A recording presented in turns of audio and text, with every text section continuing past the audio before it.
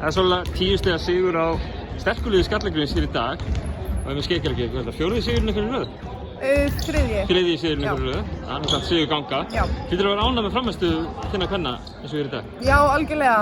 Og þú veist, eins og þegar við byrjum núna aftur eftir, hvernig var það, fyrir 3 leikjum og töluðum það að þú veist, við gátum í rauninni ekki farið ofar og neðar, við gátum farið neðar, gátum ekki farið í úrslitakeppnina, þannig að við vorum svolítið bara svona, nú þurfum við bara að nýta þessa leiki að verða betri og svolítið eins og Ívar er búinn að vera hamra svolítið inn í okkur, við þurfum bara einhvern veginn að læra að vinna leikina og við erum búin að vera að vinna svolítið mikið í því núna og við erum bara að sýna það núna að við getum það alveg og það er bara mjög mikilvægt líka bara að enda á góðum nótum, þannig að við bara tókum núna 3. í röð og það er langt síðan við gerum það, þannig að það er bara mjög gaman að ná því.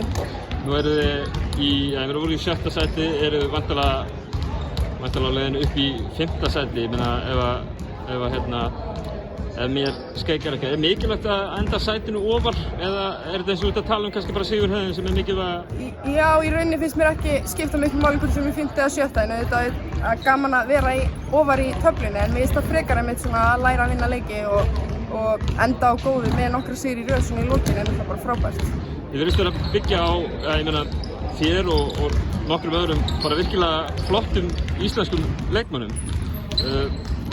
Hlýtur að hugsa svona aðeins inn í framtíðina og fram í næsta tímabil og svona framtíðin hlýtur að vera svona nokkuð björt í augunum.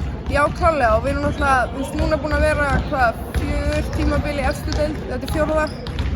Síðan við fórum þarna upp og þetta er búið að vera svolítið svona sami kjarni síðan við fórum úr 1. deildinni þarna fyrir 4 tímabil síðan, ef ég er að tala rétt. Og já, þannig við erum svolítið að byggja ofan á það og það náttúrulega skiptir alveg máli að við lærum að spila saman og allt það, þannig það er búið að vera svona sami kjarni núna og það náttúrulega verður alltaf bara betra og betra með hverju árinu. Sigurgangan verður prófuð enn á nýja á laugardaginn í loka umferðina móti Snæfell í Stykkishólmi sem að, ég meina Snæfell hafa verið góðar síðan að leikar hófust aftur. Hverju má búast við af þeim leik?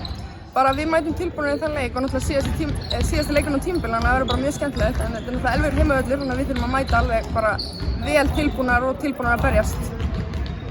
Skemmtilegra að fara inn í sumarfrí með sigur og bakinn heldur en tap? Miklu skemmtilegra, þannig að við mætum tilbúnar. Frábært, takk. Takk.